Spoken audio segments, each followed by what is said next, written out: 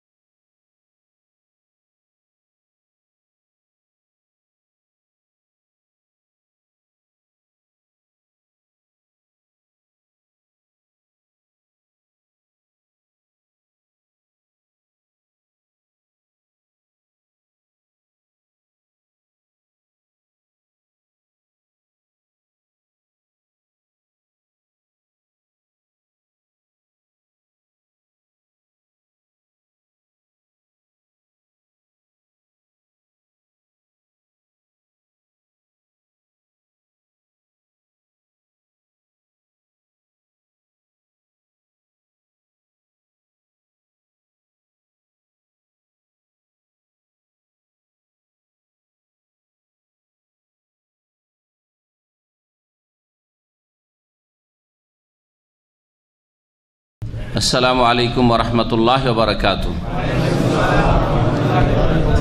इन्नल हम्दुलिल्लाह नहमदुहु व नस्तईनुहु व नस्तगफिरुहु व नऊज़ु बिल्लाहि मिन शुरूरि अनफुसिना व मिन सय्यिआति अमालिना। मन यहदिहिल्लाहु फला मुदिल्ल लहु व मन युद्लिल फला हादिय लहु व अशहदु अन ला इलाहा इल्लल्लाहु वहदहु ला शरीका लहु व अशहदु अन्न मुहम्मदन अब्दुहु व रसूलुहु सल्लल्लाहु तआला अलैहि व अला आलिहि व सहबिहि व सल्लम तस्लीमन कसीरा। या अय्युहल्लज़ीना आमनुत्तक़ुल्लाह हक़्क़ तुक़ातिही व ला तमूतुन्ना इल्ला व अंतुम मुस्लिमून। या अय्युहन्नासुत्तक़ू रब्बकुमुल्लज़ी ख़लक़कुम मिन नफ़्सिन वाहिदह व ख़लक़ मिन्हा ज़ौजहा व बस्स मिन्हुमा रिजालन कसीरन व निसाअ वत्तक़ुल्लाहल्लज़ी तसाअलून बिही वल अर्हम इन्नल्लाहा काना अलैकुम रक़ीबा। या अय्युहल्लज़ीना आमनुत्तक़ुल्लाह व क़ूलू क़ौलन सदीदा युस्लिह लकुम अअमालकुम व यग़फ़िर लकुम ज़ुनूबकुम व मन युतिइल्लाह व रसूलहु फ़क़द फ़ाज़ फ़ौज़न अज़ीमा। अम्मा बाद फ़इन्न खैरल हदीस किताबुल्लाह व खैरल हदी हदी मुहम्मदिन सल्लल्लाहु अलैहि वसल्लम व शर्रल उमूरि मुहदसातुहा व कुल्लु मुहदसतिन बिदअह व कुल्लु बिदअतिन दलाला व कुल्लु दलालतिन फिन्नार। अऊज़ु बिल्लाहि मिनश शैतानिर रजीम। फ़अलम अन्नहु ला इलाहा इल्लल्लाह वस्तग़फ़िर लिज़ंबिका वलिल मुअमिनीन वल मुअमिनात वल्लाहु यअलमु मुतक़ल्लबकुम व मस्वाकुम। रब्बि इश्रह ली सदरी व यस्सिर ली अमरी वहलुल उक़दतम मिन लिसानी यफ़क़हू क़ौली। अल्लाहुम्मा सल्लि अला मुहम्मद व अला आलि मुहम्मद कमा सल्लैता अला इब्राहीम व अला आलि इब्राहीम इन्नका हमीदुम मजीद। अल्लाहुम्मा बारिक अला मुहम्मद व अला आलि मुहम्मद कमा बारकता अला इब्राहीम व अला आलि इब्राहीम इन्नका हमीदुम मजीद। श्रद्धेय उलामाए किराम, सम्मानित दीनी भातृमंडলী, আল্লাহ পাক রব্বুল আলামিনের প্রশংসা এবং নবী মুহাম্মদ রাসূলুল্লাহ সাল্লাল্লাহু আলাইহি সাল্লামের উপর দরুদ ও সালাম সুন্নতি খুতবায় এবং তারপরে পেশ করেছি। আল্লাহ পাক রব্বুল আলামিন যেন আমাদের ইবাদত বন্দেগী, তার প্রশংসা, তার গুণগান, তার নবীর প্রতি সালাত ও সালাম সব কিছুই কবুল করেন এবং আমাদের এই মাহফিলকে যেমন বরকতপূর্ণ করেন। সালাত এবং সালাম প্রিয় নবী মুহাম্মদ রাসূলুল্লাহ সাল্লাল্লাহু আলাইহি সাল্লামের ওপর পেশ করার পরে আজকের এই আলোচনায় আল্লাহ পাক রব্বুল আলামিনের শুকরিয়ার পরে শুকরিয়া আদায় করি ইসলামিক সেন্টার খাবজির যারা কর্মকর্তা, ডাইরেক্টর, মুদির এবং তার যারা সহযোগী, তার টিম রয়েছে, দাওয়াতি টিম, তাদের সকলের, বিশেষ করে বাংলা বিভাগের দায়ী প্রিয় শেখ মুর্শিদ ওয়াফাকাহুল্লাহর শুকরিয়া আদায় করি। আল্লাহ যেন তাকে জাযায়ে খায়ের দান করেন, উত্তম বদলা দান করেন, যে আমাদেরকে এখানে আল্লাহ এবং তার রাসূল সাল্লাল্লাহু আলাইহি ওয়াসাল্লামের কথা শোনার জন্য, শোনাবার জন্য কিছু সময় বসার সুযোগ তারা করে দিয়েছেন। শুকরিয়া আদায় করি। তারপরে আমাদের দ্বীনী ভাইয়েরা যারা এই মোবারক মাহফিলকে সুন্দর করে পরিচালনা করার জন্য সার্বিক সহযোগিতা করেছেন। সব দিক থেকে, বিভিন্ন দিক থেকে বিভিন্নভাবে অংশ নিয়েছেন। কেউ সময় দিয়ে অংশ নিয়েছেন, কেউ অর্থ দিয়ে অংশ নিয়েছেন, কেউ শ্রম দিয়ে অংশ নিয়েছেন, কেউ চিন্তা চেতনা দিয়ে অংশ নিয়েছেন, কেউ এখানে হাজির হয়ে অংশ নিয়েছেন। সকলকে আল্লাহ পাক যেন নেক হায়াত দান করেন, সকলের আল্লাহ পাক নেক আমল কবুল করেন, সকলের আল্লাহ পাক গুনাহ খাতা যেন মাফ করে দেন এবং আমাদের সকলকে আল্লাহ পাক জান্নাতের পথে চলার তৌফিক দান করেন এবং জান্নাত পর্যন্ত আল্লাহ পাক সহি সালামত বিনা আযাবে বিনা হিসাবে যেন পৌঁছিয়ে দেন। আজকের বিষয়বস্তু সম্পর্কে আপনাদের জানা আছে, বিজ্ঞাপন হয়তো আপনারা দেখেছেন এবং ঘোষণা হয়তো শুনেছেন। যুবকদের জন্য কতিপয় কোরআন সুন্নাহর আলোকে উপদেশ। কোরআনে কারীম আল্লাহ পাকের পক্ষ থেকে উপদেশ, শুরু থেকে শেষ পর্যন্ত পুরোটাই আল্লাহ পাকের পক্ষ থেকে উপদেশ। রাসূলুল্লাহ সাল্লাল্লাহু আলাইহি সাল্লামের হাদিস, সেটা ওয়াহি, সেটাও উপদেশ। আল্লাহ পাক রব্বুল আলামিন কোরআনকেও জিকির উপদেশ বলেছেন এবং তার সাথে সাথে রাসূলুল্লাহ সাল্লাল্লাহু আলাইহি ওয়াসাল্লামের হাদিস, যেটা কোরআনে কারীমের সর্বোত্তম ব্যাখ্যা কোরআনে কারীমের পরে, সেটাও আল্লাহ প্রদত্ত উপদেশ। এই দুটোকে এই আয়াত কোরআনে কারীমের শামিল। ইন্না নাহনু নাযালনা যিকরা ওয়া ইন্না লাহু লাহাফিজুন, নিশ্চয় আমি উপদেশ নাজিল করেছি। এই উপদেশ কোরআনে কারীম যেমন আল্লাহ পাক তার হেফাজতের দায়িত্ব নিয়েছেন, মানুষের হৃদয়ে সিনাতেও আল্লাহ পাক সুরক্ষিত করেছেন হাফেজদের মাধ্যমে এবং আলেমদের মাধ্যমে অর্থের হেফাজতের ব্যবস্থা করেছেন, ঠিক তেমনি কোরআনে কারীমের কপিতে মুসহাফেও আল্লাহ পাক সুরক্ষিত করেছেন বিনা কোনো শব্দের অর্থের বিকৃতিতে। রাসূলুল্লাহ সাল্লাল্লাহু আলাইহি সাল্লামের হাদিসও এই জিকির শব্দটি শামিল। সুতরাং হাদিসের হেফাজতের জন্য আল্লাহ পাক রব্বুল হাদিস সংকলনের ব্যবস্থা করে দিয়েছেন এবং হাদিসের হেফাজতের জন্য সহিহ, জয়ীফ, দুর্বল, জাল, মিথ্যার যে সংমিশ্রণ ঘটেছিল সহিহ হাদিসের সাথে, বোঝাই মুশকিল ছিল যে কোনটা রাসূলুল্লাহ সাল্লাল্লাহু আলাইহি সাল্লামের কথা কাজ আর কোনটা মানুষের পক্ষ থেকে বানাওয়াট, ভুয়া, জাল কথা। এসবের পার্থক্য করার আমাদের কোনো উপায় ছিল না যদি আল্লাহ পাক রব্বুল আলামিন তার রহমতে, তার অনুগ্রহে বড় বড় মুহাদ্দিসিনে কিরাম রাহিমাহুমুল্লাহকে পয়দা না করতেন। তাদের মাধ্যমে আল্লাহ পাক জালকে চিহ্নিত করেছেন, জয়ীব, দুর্বলকে চিহ্নিত করেছেন এবং সহিগুলিকে আল্লাহ পাক আমাদের সামনে সুরক্ষিত হেফাজতের সাথে পৌঁছিয়ে দিয়েছেন। আল্লাহ পাক যেন কোরআন এবং হাদিসের প্রতি আমল করার তৌফিক দান করেন। তাহলে কোরআন এবং হাদিসকে আল্লাহ পাক কি বলেছেন? উপদেশ বলেছেন। কোরআন এবং হাদিস পুরোটাই হচ্ছে উপদেশ। তার মধ্য থেকে এই সাগর থেকে দু চার পাঁচটি কথার উপদেশই হয়তো খুব বেশি হলে আপনাদের সামনে পেশ করতে পারবো। উপদেশ দেওয়ার লোকের হয়তো অভাব নেই, কিন্তু উপদেশ গ্রহণ করা এবং তা কাজে পরিণত করা লোকের অভাব রয়েছে। অর্থাৎ আজকাল অধিকাংশ মানুষ ভালো কথা বলতে পারে, হ্যাঁ, কোরআন এবং হাদিস যদি ভালোভাবে নাও জানে তারপরেও কিছু কমন ভালো কথা আছে যেগুলি এমনি বলতে পারে, বলার ক্ষেত্রে আগে, কিন্তু কাজের ক্ষেত্রে, আমলের ক্ষেত্রে অধিকাংশ লোক গাফেল হয়ে রয়েছে, দূরে সরে রয়েছে।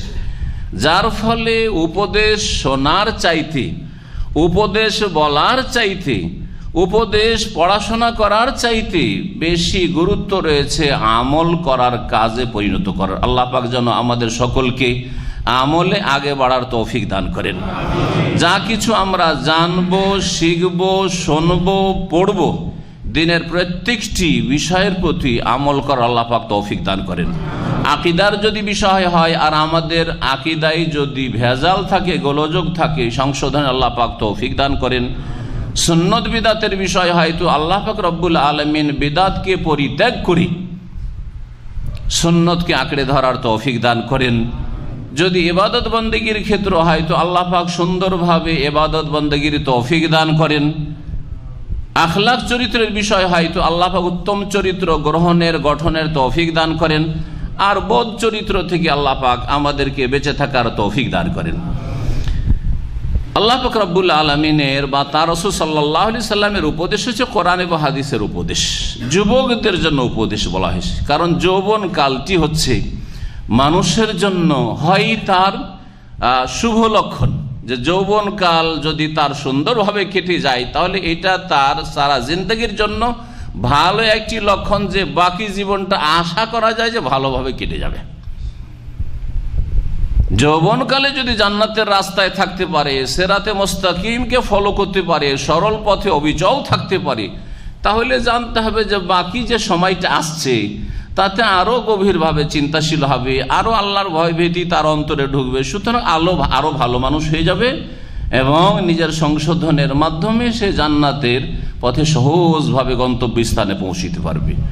আর যৌবনকালে যদি বক্রপথ অবলম্বন করে, যৌবন পথে যদি বাঁকা হয়ে যায়, আকীদার ক্ষেত্রে, ইবাদতের ক্ষেত্রে, আখলাক চরিত্রের ক্ষেত্রে নিচে নেমে যায়, তাহলে আর হয়তো সংশোধনের তৌফিক নাও হতে পারে।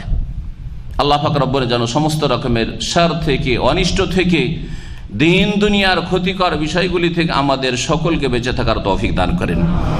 অধিকাংশ মানুষরা, এখানে যুবক বললে চলে, মানুষের যৌবন 40 হলেও শেষ হয় না, পুরুষদের 50ও যৌবন আছে, 60 যতক্ষণ না আসে। আর অধিকাংশ মানুষ 60 হলে আর বিদেশে প্রবাসী হয়ে সাধারণত থাকেই না, ইল্লা মাশাআল্লাহ অল্প কিছু লোক। সুতরাং আপনারা সকলে ইনশাআল্লাহ যুবক, আল্লাহ যেন এইরকমই সবসময় যুবক করে রাখেন। জি, তো যুবকদের জন্য উপদেশ বলতে গিয়ে 6টি উপদেশ আপনাদের সামনে তুলে ধরব। আশা করি এই 6টি উপদেশের মাধ্যমে দ্বীন ইসলামের অধিকাংশ বিষয়গুলি মোটামুটি চলে আসবে। এই 6টি উপদেশকে মনে রাখবেন এবং হাতে নাতে সেগুলি ধরে রাখার চেষ্টা করবেন এবং আমল করার চেষ্টা করবেন। আল্লাহ পাক আমাদের সকলকে তৌফিক দান করেন। প্রথম উপদেশ হচ্ছে, আল্লাহ পাক যেখান থেকে শুরু করেছেন তার দিন, সেখান থেকে আপনাকে আপনার লাইফ শুরু করতে হবে। আল্লাহ পাক তার দিন কোরআনে কারীম দিয়ে না শুরু করেছেন, ঠিক না? কোরআনে কারীম নাজিল করে আল্লাহ পাক তার দিনকে শুরু করেছেন। তার আগে নবী মুহাম্মদ রাসূলুল্লাহ সাল্লাল্লাহু আলাইহি ওয়াসাল্লাম আল্লাহর মনোনীত দিন সম্পর্কে কিছু জানতেন না। আল্লাহ পাক কোরআনে কারীমে বলছেন, মা কুনতা তাদরি মাল কিতাবু ওয়ালাল ঈমান, হে নবী তুমিও জানতে না। আপনারা তো আরবি কিছুটা তো শিখেছেন। মাদরি মানে কি?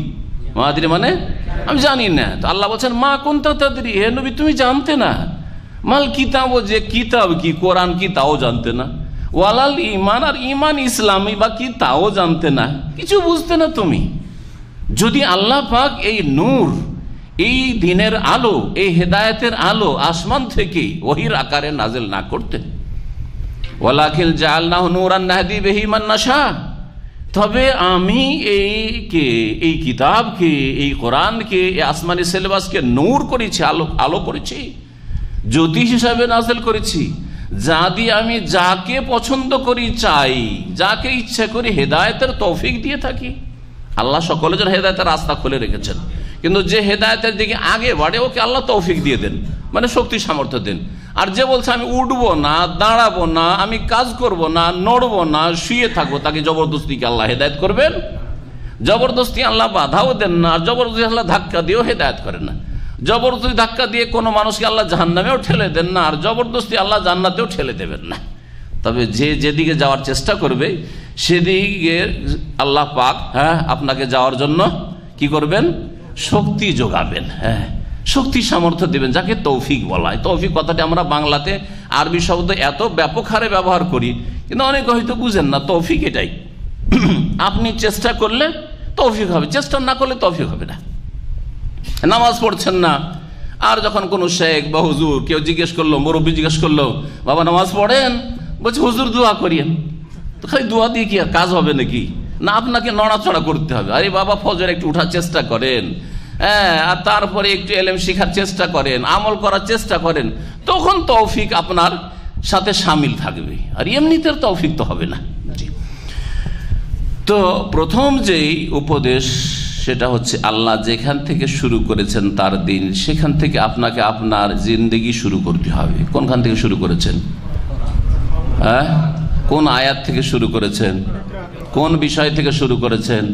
ইকরা, ইকরা মানে পড়ো দিয়ে শুরু করেছেন। পড়ে মানুষ কি জন্য? শিখার জন্য, তাই না?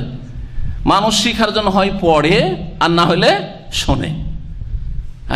ভিতরে এলেম ঢুকাবার এই দুটো রাস্তা আছে। পড়বেন এই চোখ দিয়ে, তাই না? চোখ দিয়ে এলেম ঢুকে, না হয় কান দিয়ে এলেম ঢুকে। ভালো করে শুনেন, চোখ দিয়ে এলেম ঢোকে মানে পড়লেন যা ব্রেনের নকশা হয়ে গেল, আর না হলে কান দিয়ে যা শুনলেন তা ভিতরে গিয়ে কি হয়ে গেল, রেকর্ড হয়ে গেল। এই দুটো হচ্ছে রাস্তা ভিতরে এলেম প্রবেশ করার। আল্লাহ পাক রব্বুল আলামিন ইকরা পড়ার মাধ্যমে আপনাকে এমন পড়া, বিসমে রব্বিকাল্লাযী খালাক, যিনি সৃষ্টি করেছেন তার নামের সাথে সম্পর্ক রেখে লেখাপড়া। আর সেখানে আল্লাহ কলমের কথা বলেছেন, সেখানে এলিমের কথা বলেছেন, দুইবার কলমের কথা, দুইবার ইকরা, একবার কলম, দুইবার ইকরা আর দুইবার ইলম, আর একবার হচ্ছে কলম। কলম দিয়েও লেখাপড়া হয়, তাই না? কলম দিয়ে লিখলে বেশি মনে থাকে। একটা কথা শুধু শুনলেন আর একটা লিখে রাখলেন, শোনার সাথে সাথে লিখে, কোনটা বেশি মনে থাকবে? যেটাতে কলম ব্যবহার করেছেন, ক্লাসে আমরা লেখাপড়া করতে কলম যেটা ইউজ করেছি, নোট করি, সেটা বেশি মনে থাকবে। তো আল্লাহ পাক তার দিন শুরু করেছেন ইলম দিয়ে, জ্ঞান অর্জন করা দিয়ে। শোনার মাধ্যমে ইলম হাসিল হয়। সেজন্য আল্লাহ পাক সূরা জুমারে বলেছেন, আল্লাযীনা ইসতামিউনাল কওলা, জ্ঞানী তো ওরা, আর ওরাই তো জান্নাতি, ওরাই তো কামিয়াব, সফল, যারা কথা মনোযোগী হয়ে শোনে। শুধু শোনে না, অমনোযোগী শোনা না, শুনলাম শোনার মতো না, এরকম না। ইস্তেমা মানে হচ্ছে মনোযোগী হয়ে শোনা। ফায়াত্তাবিউনা আহসানাহু, তারপরে যেটা ভালো সেটার অনুসরণ করে, সেটা ফলো করে, আমল করে। আর আল্লাহ পাকের কথা সবগুলি ভালো, তার প্রিয় রাসূল সাল্লাল্লাহু আলাইহি ওয়াসাল্লামের কথা সবগুলি ভালো। সুতরাং আল্লাহ পাকের কথা শুনবেন নির্ভেজাল, রাসূলুল্লাহ সাল্লাল্লাহু আলাইহি ওয়াসাল্লামের কথা সবগুলি নির্ভেজাল, সহিহ সনদে যেগুলো প্রমাণিত। সুতরাং শুনবেন, শোনার পরে কি করতে হবে? এলেম যখন হাসিল হইল, ফায়াত্তাবিউনা আহসানা, তাহলে এখন অনুসরণ করেন, ফলো করেন, আমল করেন।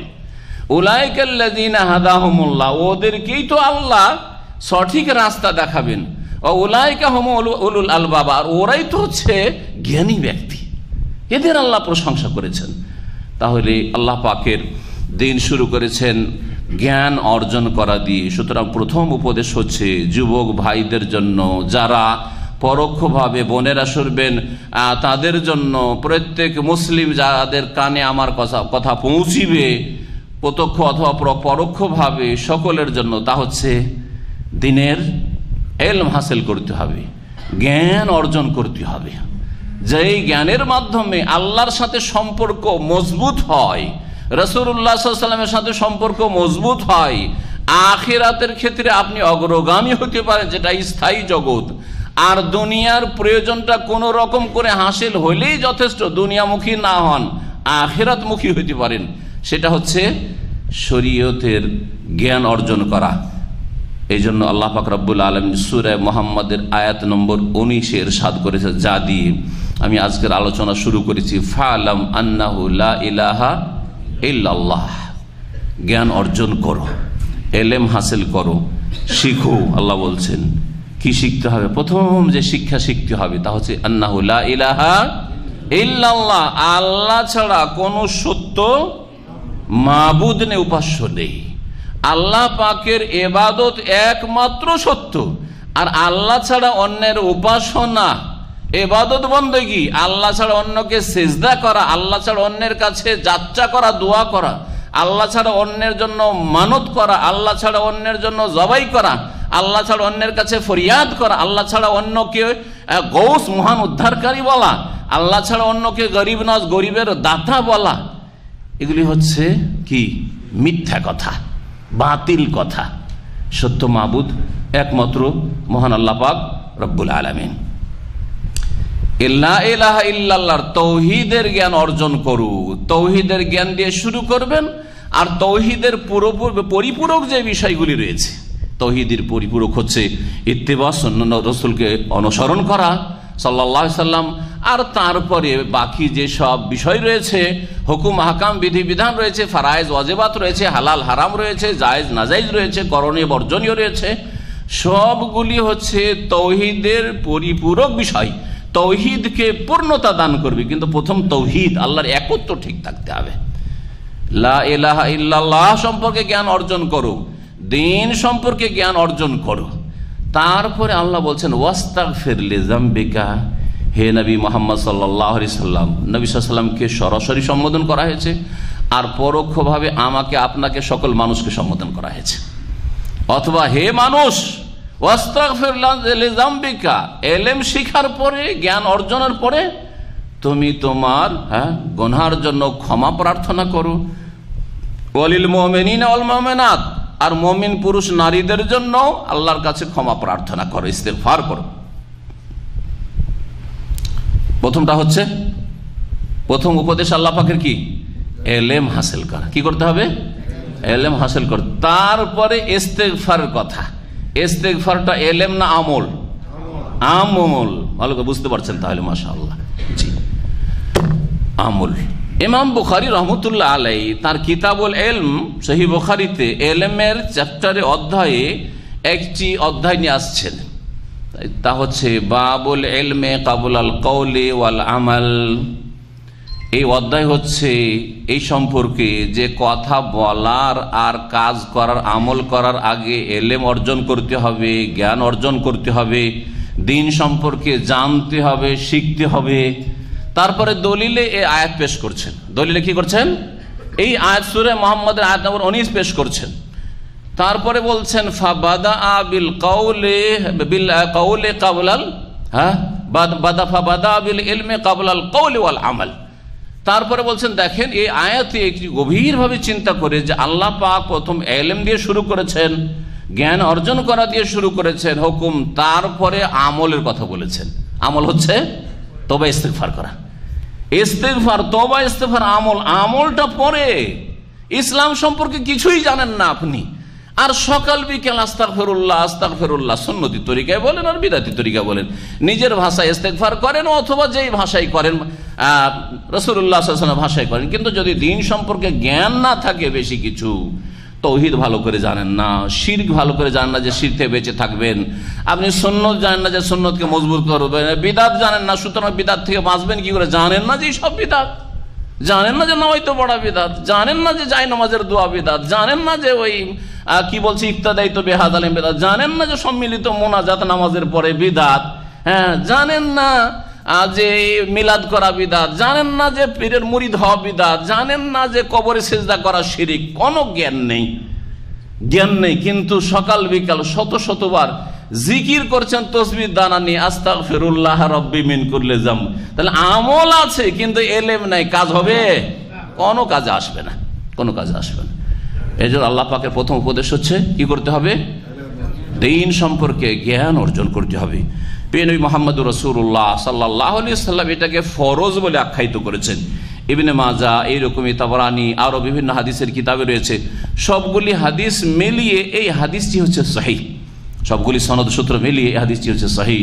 তালাবুল ইলমি ফরিদাতুন আলা কুল্লি মুসলিম, প্রত্যেক মুসলিম নর হোক আর নারী হোক তার উপর দ্বীনের জ্ঞান অর্জন করা ফরজ। এখানে ইলম বলতে রাসূলুল্লাহ সাল্লাল্লাহু আলাইহি ওয়াসাল্লাম ডাক্তারি ইলমের কথা বলেননি, কারণ অনেকে বলে যে হাদিসে তো আল ইলম শুধু এসছে, তা আপনি শরীয়তের ইলম কি করে বললেন? রাসূলুল্লাহ সাল্লাল্লাহু আলাইহি ওয়াসাল্লাম মেডিকেলের ইলম শিখাইতে আসেননি, রাসূলুল্লাহ ইঞ্জিনিয়ারিং শিখাইতে আসেন যে বাড়ি কি করে তৈরি করবে আর পুল ঘাট কি করে তৈরি করবে। রাসূলুল্লাহ সাল্লাল্লাহু আলাইহি ওয়াসাল্লামকে এই সব জন্য পাঠানো হয়নি, বরং নবী করিম সাল্লাল্লাহু আলাইহি ওয়াসাল্লাম যখন দেখলেন যে মদিনার লোকেরা খেজুরের বাগান সম্পর্কে একটা কিছু করত, তো ওইটা করতে নিষেধ করে, বছর একটু ফলন কমেছে, তখন বলেছিলেন দেখো আনতুম আলামু বি উমুরি দুনিয়াকুম, দুনিয়ার ব্যাপারে পার্থিব বিষয়ে তোমরা বেশি জানো, হতে পারে তোমরা বেশি জানো, কিন্তু দ্বীনের বিষয়ে আমার কাছ থেকে শিখতে হবে। আকীদা তৌহিদ আমার কাছ থেকে শিখতে হবে, কোনটা শিরক কোনটা বিদআত রাসূল সাল্লাল্লাহু আলাইহি ওয়াসাল্লামের কাছ থেকে শিখতে হবে, কোনটা ইবাদত কোনটা ইবাদত নয়, তরিকা কি ইবাদতের সেটা রাসূলুল্লাহ সাল্লাল্লাহু আলাইহি ওয়াসাল্লামের তরিকা নিতে হবে, কোনটা হালাল হারাম রাসূলুল্লাহ সাল্লাল্লাহু আলাইহি ওয়াসাল্লামের কাছ থেকে শিখতে হবে। দুনিয়া সম্পর্কে হইতে পারে তোমাদের জ্ঞান বেশি, সেই জন্য আমাকে পাঠানো হয়নি। তো নবী করিম সাল্লাল্লাহু আলাইহি ওয়াসাল্লাম যে ইলমের কথা বলেছেন সেটা হচ্ছে ইলমে শারঈ, তালাবুল ইলমি ফরিদাতুন আলা কুল্লি মুসলিম, প্রত্যেক মুসলিমের জন্য দ্বীন সম্পর্কে জ্ঞান অর্জন করা ফরজ। জি হ্যাঁ, কতটা দিন শিখা ফরজ? সবাইকে আলেম হইতে হবে? মাদ্রাসা পাশ করতে হবে না, এতটা এলেম কমপক্ষে প্রত্যেক মুসলিমকে শিখতে হবে দ্বীনের, যা দিয়ে আল্লাহর সাথে সম্পর্কটা ঠিক থাকে আপনার। আপনার ফরজ অজেবটা আদায় করতে পারেন, তৌহিদের জায়গায় শিরক করে না ফেলেন, সুন্নত ধারণা করছেন কিন্তু বিদাত করে ফেলছেন, এমনটা না হয়। হালাল হারামটা জানতে পারেন, হ্যাঁ, জায়েজ নাজায়েজটা জানতে পারেন, আপনার দৈনিক ইসলাম কি আপনাকে ডিউটি দিয়েছে সেটা জানতে পারেন, এতটা। আর ফতোয়া দেওয়া, আর আলেম হওয়া, আর বক্তব্য করা, আর ইসলামের কিতাব লেখা, লেকচার দেওয়া, এটা ফরজে কিফায়া, এটা ফরজে আইন না। উম্মতের মধ্যে প্রত্যেক দেশে প্রত্যেক অঞ্চলে কিছু এরকম কোরআন এবং হাদিসের ভালো জ্ঞানী থাকলে সবার পক্ষ থেকে ফরজে কিফায়া আদায় হয়ে গেল। যার কথা আল্লাহ পাক সূরা তাওবাতে একটি আয়াতে উল্লেখ করে, ফালাউলা নাফারা মিন কুল্লি ফিরকাতিন মিনহুম তায়েফা, প্রত্যেক গোষ্ঠী থেকে, দল থেকে কিছু লোক বেরিয়ে যায় আলিয়াতাফাক্কাহু ফিদ্দীন, সম্পর্কে জ্ঞান অর্জন করে, যাতে করে তারা দ্বীনের দাওয়াতের কাজ করে যায় আর মানুষকে দ্বীনের কথা শিখাতে পারে, তাহলে যথেষ্ট হয়ে গেল। ইলম হাসিল করা ফরজ। আল্লাহ পাক রব্বুল আলামিন যাকে এই দ্বীনের জ্ঞান অর্জনের তৌফিক দেবেন, জানবেন যে আল্লাহ পাকের পক্ষ থেকে তার জন্য এটা সুসংবাদ, সে ভাগ্যবান। আপনি যদি দেখেন যে আপনাকে ইসলাম শিখতে ভালো লাগছে, তাহলে মনে করবেন যে আপনার ভাগ্য ভালো, আল্লাহ আপনার কল্যাণ চেয়েছেন, দুনিয়া আখিরাতে আল্লাহ পাক আপনার মঙ্গল চান, আল্লাহ আপনাকে পছন্দ করেছেন, বাছাই করেছেন, আল্লাহ পাকের এটা মনোনয়ন, আল্লাহ পাকের পক্ষ থেকে এটা চয়েস করা, আল্লাহ আপনাকে চয়েস করেছেন। জি, নবী মুহাম্মদ রাসূলুল্লাহ সাল্লাল্লাহু আলাইহি ওয়াসাল্লামের সহিহ বুখারী হাদিস রয়েছে, মান ইউরিদিল্লাহু বিহি খাইরান ইউফাক্কিহু ফিদ্দীন, আল্লাহ পাক যার সাথে কল্যাণের ইচ্ছা করেন, খাইর, খাইর মানে কল্যাণ, আর কল্যাণ যাতে কোনো খারাপই নেই। দিন শিখলে, দিন সম্পর্কে জ্ঞান অর্জন করলে তাতে কোনো ক্ষতি নেই, কল্যাণ আছে। আখিরাতে তো কল্যাণ আছেই, দুনিয়ারও কল্যাণ আছে। এমন কেউ যদি আল্লাহকে ভয় করে দিন ইসলাম শিখে আর না খেয়ে মরে গেল, হ্যাঁ, এরকম হতে পারে না। আর যদি কোনো বালা মুসিবত আসে, সেটা তার জন্য পরীক্ষা, সেটা আযাব নয়, বরং তারা অভাবের সময় খুব সুখে আছে, মানসিক দিক থেকে সুখে আছে। ৫,০০০ রিয়াল দিয়ে একটা দুনিয়াদার লোক যতটা সুখী হইতে পারে না, একজন সত্যিকার আমলওয়ালা যদি আলেমে দিন হয়, ইলমওয়ালা, কোরআন এবং হাদিসের জ্ঞানী হয়, তাহলে তার ১,০০০-এ ওতেই তার মনে শান্তি আছে, হাহাকার অবস্থা নেই, তার অশান্তি বলে কিছু নেই। যেই অবস্থায় থাকি না কেন খুব সুখে আছি, এটা তার মনে বসে আছে। কিন্তু ৫,০০০ ৭,০০০ রিয়াল দিয়ে পেট ভরছেন না, আরো দরকার। সুতরাং হারাম কত যে পথ অবলম্বন করছেন, জি, মনে শান্তি নেই। বলছিলাম যে আল্লাহ যার সাথে কল্যাণের ইচ্ছা করেন, নবী মুহাম্মদ রাসূলুল্লাহ সাল্লাল্লাহু আলাইহি ওয়াসাল্লাম বলছেন, ইউফাক্কিহুহু ফিদ্দীন, তাকে আল্লাহ পাক দিন সম্পর্কে জ্ঞান দান করে থাকেন। দিন সম্পর্কে জ্ঞান দান করেন। সবচেয়ে বেশি দিন সম্পর্কে জ্ঞান দান করেছে সবচেয়ে ভালো মানুষদেরকে, আম্বিয়া রসুলগণকে, ঠিক কিনা? প্রত্যেক যুগে যুগে নবী রসুলগণ সবচেয়ে বেশি দিন সম্পর্কে বুঝতেন না, ঠিক কিনা? এই উম্মতের সবচেয়ে বেশি ইসলাম সম্পর্কে কে বুঝেন? মুহাম্মদুর রাসূলুল্লাহ সাল্লাল্লাহু আলাইহি সাল্লাম। তাহলে আপনি যদি দিন সম্পর্কে জ্ঞান অর্জন করতে পারেন, তাহলে আপনি নবীর মিরাসে ভাগ পেয়েছেন। হ্যাঁ, নবীর আপনি উত্তরাধিকারী, ওয়ারিস, ওয়াল উলামা ওয়ারাসাতুল আম্বিয়া। মানে এই না যে মাদ্রাসা ফারিগ হইতে হবে তাহলে নবীর ওয়ারিস হইতে পারবেন। আপনি ইসলামী সেন্টারে দুনিয়াতে এখানে করে সৌদি আরবে বা প্রবাসে এসে রোজগার করতে এসে কিছু দিন শিখেছেন, আপনিও নবীর ওয়ারাসাতে কিছু ভাগ পেয়েছেন। বলেন আলহামদুলিল্লাহ। এখান থেকে আপনি এলেমও নিয়ে যেতে পারেন, নবীর ওয়ারাসাত থেকে কিছু ভাগ পেয়েছেন। হজ উমরা তো আমল হিসাবে নিতে পেরেছেন, যে হজ উমরার আগে আপনার এলেম শিখা ফরজ। এলেম আগে, তারপরে আমল, আর হজ উমরা হচ্ছে আমল। জি হ্যাঁ, আর তারপরে হালাল রুজি ৩ নম্বরে।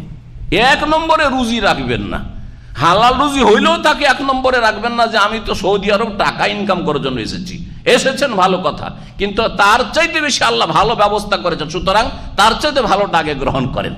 কারণ ধন কি আল্লাহ খাইরান বলেননি, এলমকে কি বলেছেন? খাইরান। ফিকহ, দিন সম্পর্কে যদি জ্ঞান অর্জন করতে পারি, এটাকে বলেছেন আল্লাহ পাক আপনার সাথে কল্যাণের ইচ্ছা করেছেন। কোনো হাদিসে নেই কাউকে যদি আল্লাহ অনেক পয়সা দিয়ে দেন, কেউ যদি বিদেশ থেকে অনেক টাকা দেশে পাঠাতে পারে, তাহলে আল্লাহ তার সাথে কল্যাণের ইচ্ছা করেছেন। আছে নাকি? যে ১ কোটি টাকা দেশে নিয়ে যেতে পেরেছেন, সেজন্য আল্লাহ আপনার সাথে ভালাই চেয়েছেন। কোথায় আছে? কোথাও নেই। কোটি কোটি টাকার মালিক, কিন্তু আখেরাতে সর্বহারা, মুফলিস, আখেরাতে জাহান্নামী, মরলেই কবরে আযাব আর আযাব। দুনিয়াতে মানসিক অশান্তি, স্ত্রীকে নিয়ে, ছেলে মেয়েকে নিয়ে, বা পাড়া প্রতিবেশী নিয়ে, আর কত রকমের যে জুলমের শিকার আল্লাহ পাক ভালো জানে। কত যে অশান্তিতে রয়েছে, কিন্তু অল্পতেই শান্তি আছে। কারণ আল্লাহ সম্পর্কে, আল্লাহ পাকের দিন সম্পর্কে, রাসূলুল্লাহ সাল্লাল্লাহু আলাইহি ওয়াসাল্লাম সম্পর্কে জ্ঞান আপনার রয়েছে। আল্লাহ আপনার সাথে মঙ্গলের ইচ্ছা করেছেন। এই জন্য বলছি যে এলম হাসিল করাই বেশি বেশি সময় দেওয়ার চেষ্টা করবেন। আগে এলেম শিখুন, তারপরে আমলের পালা আসবে। আল্লাহ পাক সময় দিয়েছেন 8 ঘন্টা 10 ঘন্টা ডিউটি করে 1 ঘন্টা বের করতে পারবেন না যে ইসলামী সেন্টারে এসে কিছু শিখবেন, আর এখান থেকে যেটুকু শিখে যাবেন সেটা হচ্ছে ভেজাল মুক্ত, হ্যাঁ, খালেস খাঁটি ইলম শিখে যেতে পারবেন তৌহিদের দেশ থেকে, সুন্নতের দেশ থেকে। সুতরাং অবহেলা করবেন না। এটাকে যারা অবহেলা করবেন তারা পরে আক্ষেপ করবেন, হয় দুনিয়াতেই যদি হুঁশ হয় তাহলে আক্ষেপ করবেন যে হাই রে, বাংলাদেশ ফিরে চলে আসলাম বা ভারতে ফিরে চলে আসলাম, সৌদি আরব আল্লাহ এত ভালো বেটার চান্স দিয়েছিল, কিছুই শিখলাম না, হতভাগে এখানেও তার শিখার সময় নেই আমার কাছে। যদি হুঁশ হয় তাহলে দুনিয়াতে আফসোস করবেন, আর হুঁশ যদি নাও হয় মরণ পর্যন্ত, মওতের পরে আক্ষেপ করবেন। হ্যাঁ, আর আল্লাহকে বলবে রব্বির জীবন, আল্লাহ ফিরিয়ে দাও, আবার গিয়ে কিছু শিখে আসবো, আমল করে আসবো, লাআল্লি আমালু সালিহান ফিমা তারাকতু। আল্লাহ বলবেন কাল্লা, কোশ্চিন কালেও না, আর ফিরার কোনো সুযোগ নেই। আমলের জগৎ শেষ হয়ে গেছে, এলেম শিখার জগৎ শেষ হয়ে গেছে, এখন তোমার বদলার পালা। যা করে এসে তার উচিত শাস্তি এখন গ্রহণ করো। এলম হাসিল করুন, আল্লাহ পাক যেন তৌফিক দান করেন। হ্যাঁ, এখানকার শাইখদের সাথে যোগাযোগ রাখেন, আল্লাহ পাক যেন তৌফিক দান করেন। ইসলামী সেন্টারের সাথে যোগাযোগ রাখেন, আল্লাহ পাক যেন তৌফিক দান করেন। এর মাধ্যমে এলম হাসিল হবে। অথবা ভালো ভালো আলেমদের যদি অনলাইনে নেটেই যদি শুনতে পারেন আপনি বাড়িতে বসে, তাতেও হয়তো বড় এলেম রয়েছে। আল্লাহ পাক যেন তৌফিক দান করে। এক কথায় আল্লাহ পাক যেন সহি উৎস থেকে সহি জ্ঞান হাসিল করার তৌফিক দান করেন। প্রিয় নবী সাল্লাল্লাহু আলাইহি ওয়াসাল্লাম প্রশংসা শুধু এলেমের করেননি। কোন এলেমের প্রশংসা করেছেন? কোন এলেমের জন্য দোয়া করেছেন? আল্লাহুম্মা ইন্নী আসআলুকা ইলমান নাফিয়া, উপকারী এলেম, যেটা দুনিয়াতে উপকার করবে, আখিরাতে উপকার করবে, কবরে উপকার করবে, বিচার দিবসে উপকার করবে, জান্নাত যেতে আপনাকে উপকার করবে, দিন দুনিয়া আপনার সুন্দর হয়ে যাবে। এই রকমের এলম হচ্ছে সেই এলম, যে ইলম কোরআনে কারীমে রয়েছে, যে ইলম রাসূলুল্লাহ সাল্লাল্লাহু আলাইহি ওয়াসাল্লামের হাদিসে রয়েছে। দিন দুনিয়া দুটোই ভালো হবে। আল্লাহ পাক যেন তৌফিক দান করেন। এলম যখন শিখা হইল, তো দ্বিতীয় উপদেশ হচ্ছে ভাইদের জন্য যে আপনি এবাদতে মেহনতি হন। শুধু এবাদত করবেন এই কথা না, কারণ আজকাল আমরা সকলে দাবি করি 5 ওয়াক্ত নামাজ পড়ছেন, কিন্তু অবহেলার সাথে নামাজ পড়ছেন। 5 ওয়াক্তে 4 ওয়াক্ত না, যারা 4 ওয়াক্ত পড়ে তারা তো ফরজি শেষ করে ফেললো। জি হ্যাঁ, চরম অপরাধ করলো। বরং তাদের ইমান আর কুফরির জীবন, কখনো ইমানে কখনো কুফরিতে। ফজর ছেড়ে দিল, কুফরি করলো, আবার যখন নামাজ পড়লো মুমিন ইমানে আসলো। এইরকম তাদের জীবন। জানি না কোন অবস্থায় যে তার মত চলে আসে।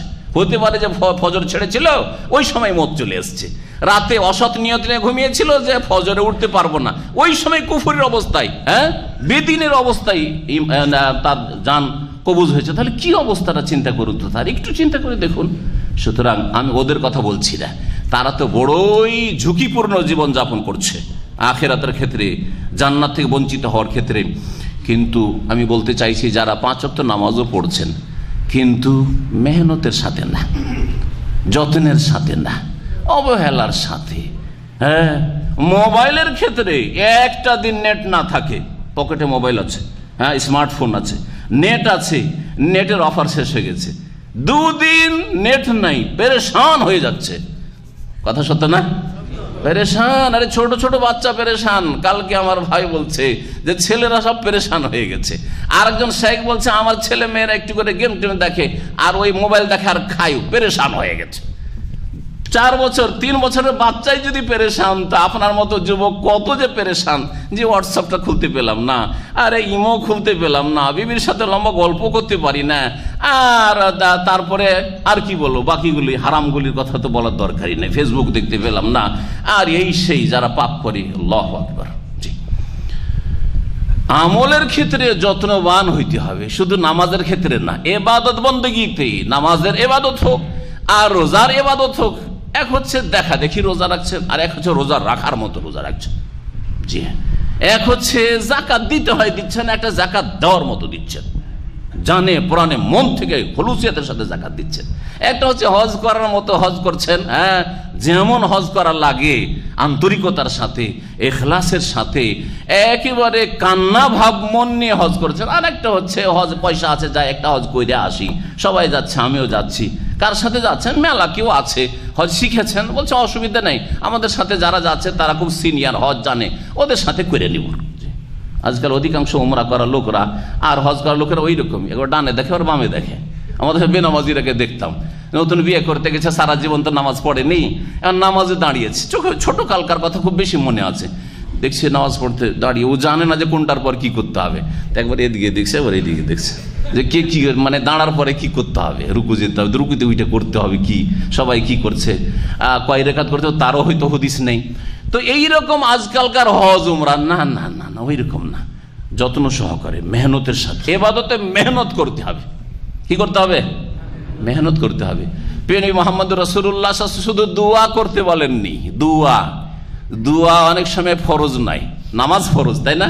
রমজান মাসে রোজা ফরজ, যাকাত দেওয়া ফরজ, জীবনে একবার হজ করা ফরজ, কিন্তু বলবেন কয়বার দোয়া করা ফরজ? দোয়া করা ফরজ না, আপনার গরজ থাকলে দোয়া করেন, তাই না?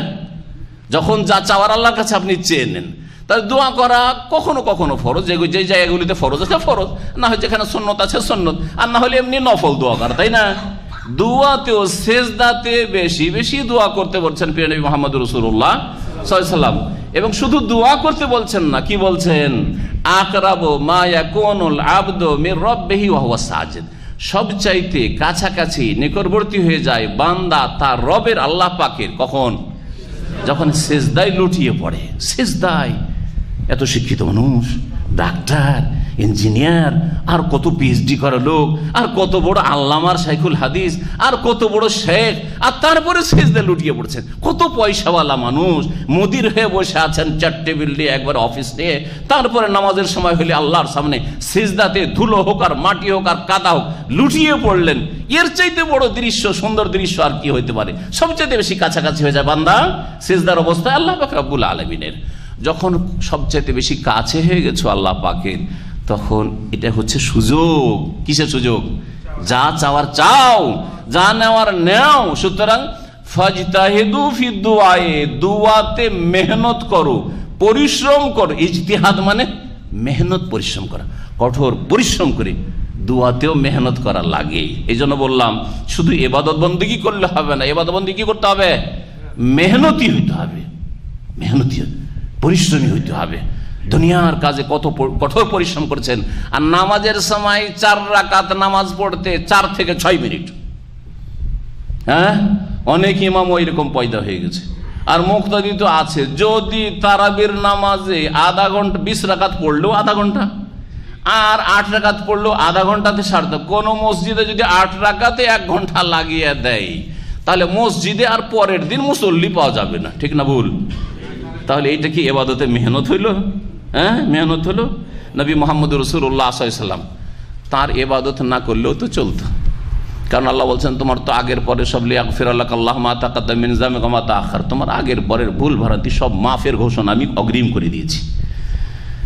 তারপরে নবী সাল্লাল্লাহু আলাইহি ওয়াসাল্লাম তাহাজ্জুদ পড়তেন না পড়তেন না? কত ঘন্টা পড়তেন জানা আছে কিছু? সূরা মুজাম্মিলে তাফসীর পড়িয়েন, নিসফাহু আও ইনকুস মিনহু কালিলা আও জিদ আলাইহি, 3 রকম।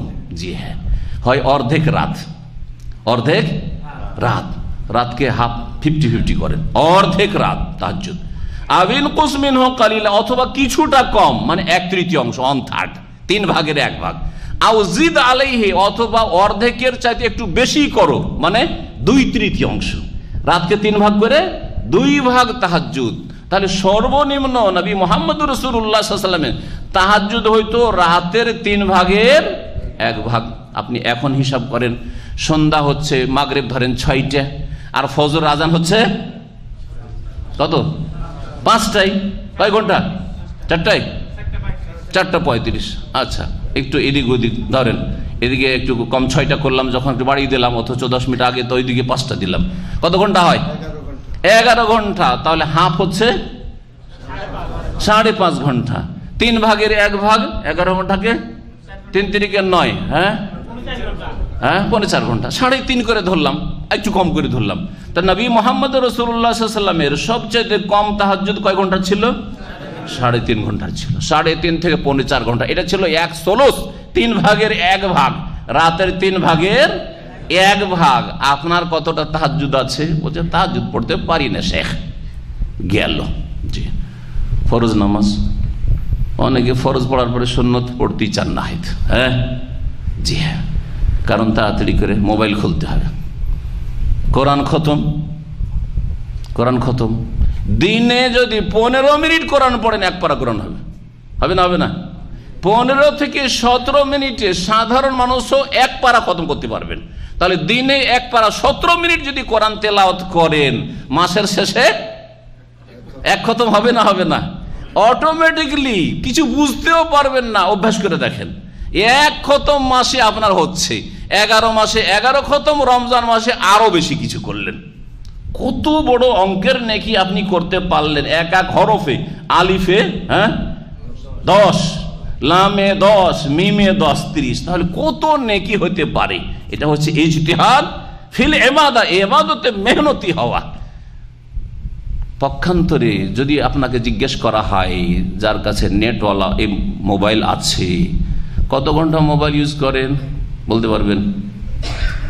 এমন কোন লোক আছে যে বলে সারা দিনে মাত্র আধা ঘন্টা আমি মোবাইল ইউজ করি? আজকাল আছে কেউ? নেটওয়ালা মানুষ বলছে মাত্র আধা ঘন্টা টেলিফোন রিসিভ করা, কল করা, ধরা আর কল করা, ডায়াল করা, আর তারপরে দেশে কথা বলা, লোকালে কথা বলা, আর তারপরে বাকি যা কিছু আর আছে হোয়াটসঅ্যাপ এসব মিলিয়ে মাত্র আধা ঘন্টা বা 1 ঘন্টা করি। আছে কেউ? ফরজ ইবাদত, হ্যাঁ, টেলিফোনটা নিয়ে নাড়াচাড়া করা ফরজ ইবাদত, সুন্নত, সওয়াবের কাজ। সওয়াবের কাজ সব সময় নয়। বাপ মায়ের সাথে কথা বললে সওয়াবের কাজ, স্ত্রীর সাথে একটু খোঁজ খবর নিলেন দিনে 1-2 বার সওয়াবের কাজ, আর ছেলে মেয়ের খোঁজ খবর নিলে সওয়াবের কাজ, আর বাকি অনেকগুলি আছে গুনহার কাজ। যেই লোক আপনি 2 ঘন্টা, কমপক্ষে 2 থেকে 4 ঘন্টা মোবাইল ইউজ করছেন, মোবাইলে মেহনত করছেন, আপনি মোবাইলে শ্রম দিচ্ছেন, 15 থেকে 17 মিনিট কোরআনে শ্রম দিতে পারছেন না, এটা হলো ইবাদতে মেহনতি হওয়া। ইবাদতে মেহনতি হইতে হবে। আল্লাহ পাক যেন তৌফিক দান করেন।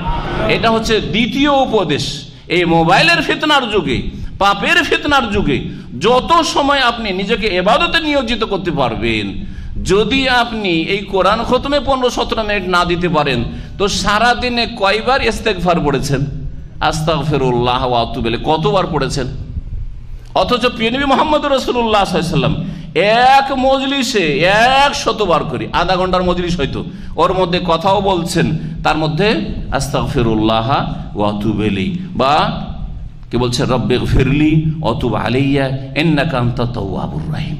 জি, সাহাবায়ে কেরাম বলছেন সারাদিনে নবী মুহাম্মদ রাসূলুল্লাহ সাল্লাল্লাহু আলাইহি ওয়াসাল্লাম 100 বার করে ইস্তেগফার করতেন। আরে আসেন 50 বার তো করতে শিখেন।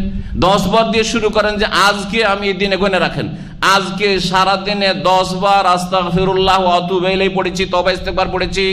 আগামীকালকে 15-20 করব, তারপরের দিন 30-40 করব, তারপরের দিন 50-60 করব, তারপরের দিন 70-80 করব, তারপরের দিন 100 পুরো করব। নবীর তরিকায় আমি থাকবো, যাতে নবীর সাথে জান্নাত যেতে পারি পিছনে পিছনে। আল্লাহ পাক যেন আমাদের তৌফিক দান করেন। কেন এই ভালো অভ্যাসগুলি করা যায় না? এগুলি হচ্ছে ইবাদতে ইজতিহাদ, মেহনত করা। এই মেহনতগুলি করতে হবে। মনটাকে শুধু ফিরাতে হবে। মনটা কোন দিকে ফিরে গেছে? মোবাইলের দিকে ফিরে গেছে, ফালতু কাজের দিকে ফিরে গেছে, বন্ধুদের সাথে আড্ডা দেওয়ায় ফিরে গেছে, এদিকে সেই টাইম পাস করে ফিরে গেছে। আপনি নেকির কাজে টাইমকে লাগান, আল্লাহ পাক রব্বুল আলামিন আপনার এই নেক আমলে মহাপুরস্কার দেবেন ইনশাআল্লাহ তাআলা। আল্লাহ পাক যেন তৌফিক দান করেন। যুবকদেরকে বিশেষ করে নবী মুহাম্মদ রাসূলুল্লাহ সাল্লাল্লাহু আলাইহি ওয়াসাল্লাম উৎসাহিত করেছেন এবং যৌবনকালে যারা ইবাদত করে তাদের প্রশংসা করেছেন। এই মর্মে সহিহ বুখারী মুসলিম একটি হাদিস রয়েছে, আপনারা জানেন, সাবআতুন ইউযিল্লুহুমুল্লাহু ফি যিল্লিহি ইয়াওমা লা যিল্লা ইল্লা যিল্লুহু। 7 প্রকারের মানুষ আছে যাদেরকে আল্লাহ পাক রব্বুল আলামিন তার স্পেশাল ছায়া দান করবেন। স্পেশাল কি করবেন? ছায়া দান করবেন। কোন দিনে? ইয়াওমা লা যিল্লা ইল্লা যিল্লুহু, যেই দিন আল্লাহ পাকের ছায়া ছাড়া আর কোনো ছায়া থাকবে না, হাসরের মাঠে বিচার দিবসে। সেই দিন রৌদ্রের তাপে, সূর্যের তাপের প্রখরতায় মানুষ ঘামে হাবুডুবু করবে। সেই দিন তারা ছায়াতে বসবাস করবে। 7 প্রকারের মানুষ, তার মধ্যে 1 প্রকার মানুষ, 7 প্রকার বলবো না কারণ সময় এটি শেষ হয়ে যাবে, আর আমার কাছে আরো কয়েকবার দ্বিতীয় পয়েন্টে এখন আছি, দ্বিতীয় নসিহতে আছি। কি? শাবুন নাশা ফি ইবাদাতিল্লাহ, এমন যুবক মানুষ যে পালিত হয়েছে, বড় হয়েছে আল্লাহ পাকের ইবাদত বন্দেগীর মাধ্যমে। যেদিন থেকে হুঁশ জ্ঞান হয়েছে সেই দিন থেকে আল্লাহ পাকের ইবাদত বন্দি করে। 7 বছর বয়স থেকে 5 ওয়াক্ত নামাজ পড়ে। 10 বছর বয়সের পরে নামাজই ছুটেনি, তার বাপ মা এমন সুন্দর করে তালিম তরবিয়ত দিয়েছে। 7 বছর থেকে 10 বছরের মধ্যে নামাজের তরিকা শিখে গেছে, দোয়া সূরা সব শিখে গেছে। জি হ্যাঁ। তারপরে 7 থেকে 10-এর মধ্যে রোজা করা অভ্যাস হয়ে গেছে। জি, এইভাবে যে কোনো ইবাদত বন্দেগী, আখলাক চরিত্রের ক্ষেত্রে ইবাদত বন্দেগীর মাধ্যমেই তার যৌবন কাল কেটেছে। যৌবন কালে বাঁকা পথ অবলম্বন করেনি, গুমরাহির শিকার হয়নি। এই রকমের যুবকদেরকে আল্লাহ পাক রব্বুল আলামিন সেই দিন তার স্পেশাল ছায়া দেবেন। সেটা আরশের ছায়া হোক অথবা অন্য কোনো ছায়া হোক, আল্লাহ পাক হাসর মাঠে ছায়াতে রাখবেন। যাদেরকে আল্লাহ পাক ছায়ার ব্যবস্থা করে দিয়েছেন বিচারের সময়, তাদেরকে কি জান্নাত দেবেন না? অবশ্যই জান্নাতের ওপর এটা হচ্ছে অতিরিক্ত বোনাস। হ্যাঁ, এটা হচ্ছে তার জন্য কি, হ্যাঁ, শুভ লক্ষণ, পূর্বাভাস তার জন্য যে তোর জন্য জান্নাত রয়েছে স্পেশাল। এখন থেকে তোর সম্মান, এহতেরাম আর ইজ্জত শুরু হয়ে গেছে।